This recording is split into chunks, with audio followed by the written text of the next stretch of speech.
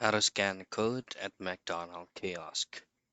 In this video, I'll show you a quick tutorial for you to be able to use your points and scan the code that you have on your phone into the McDonald's Kiosk machine.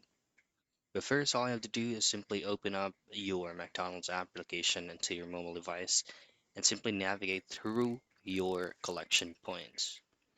Now, once you've selected your collection points, you will be receiving a QR code respectively for that specific points that you accumulated into McDonald's app. But before you access and scan it, you have to complete your order first at the McDonald's kiosk machine. You simply tap on complete order. The total payment of your purchase should be reflected on your screen. To use the points, just simply scan the code at the right side of McDonald's kiosk machine and make sure that it is visible so that it will read the QR code into the machine.